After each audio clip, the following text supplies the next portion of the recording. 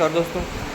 प्रकृति से उत्पन्न होने वाले सिद्धांत प्रतीत समुत्पाद के सिद्धांत के अनुसार पहाड़ी की सबसे ऊंची चोटी पर बर्फ का जमना, हिमखंडों का जमना शुरू होता है।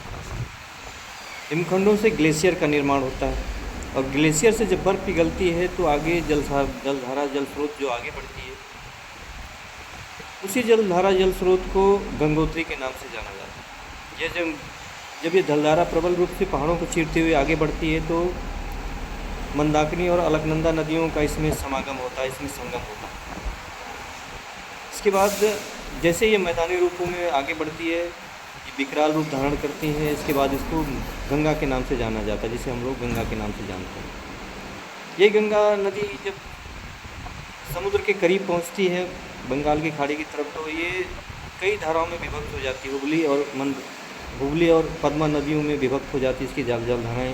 इसके बाद पद्मा भी कई जलधाराओं में विभक्त होकर के समुद्र में विलीन होती है। तो देखा जाए तो हुगली और पद्मा नाम का अपना कोई मूल स्रोत नहीं है, उसी तरह से गंगा नदी का भी अपना कोई मूल स्रोत नहीं है। मंदाकिनी और अलकनंदा का भी अपना मूल स्रोत नहीं है, ना वो जो ग्लेशियर से जो बर्फ़ पिघली जैसे गंगोत्री का, इनका भी मूल स्रोत नहीं है, ग्लेशियर का भी नहीं मूल स्रोत है।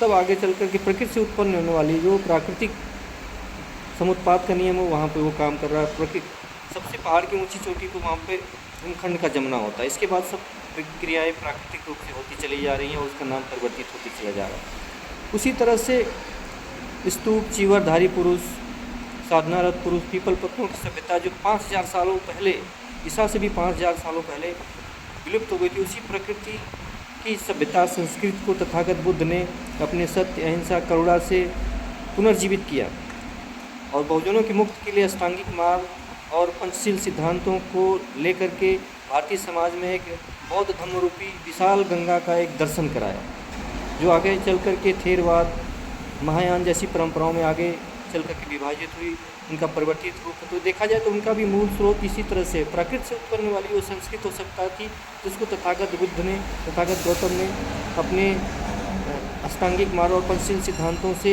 विशाल गंगा रूपी भारतीय समाज में दर्शन कराया था। आगे चल कर के कई धाराओं में ये भी आगे चल कर विभाजित हो जाती, कई शाखाओं में विभाजित हो जाती, जिस तरह से ये प्राकृतिक रूप से उत्पन्न होने वाली जो हिमखंड है उनसे धाराएं निकलती हैं, आगे चल कर के कई तरह के रूप परिवर्तित रूप होते हैं। उसी तरह से प्राकृतिक रूप से जो संस्कृत और सभ्यता चली आ रही थी, वो आगे चल कर के कई धाराओं में, कई संस्कृति सभ्यताओं में विभाजित हो जाती, लेकिन उनका मूल स्रोत प्रकृति से उत्पन्न होने वाले जो 5000 वाली संस्कृति और सभ्यता थी वही है, जिसको तथागत बुद्ध ने अष्टांगिक मार्ग, पंचशील सिद्धांतों के द्वारा बहुजनों की मुक्ति के लिए भारतीय समाज में गंगा रूपी बौद्ध धम्म का दर्शन कराया।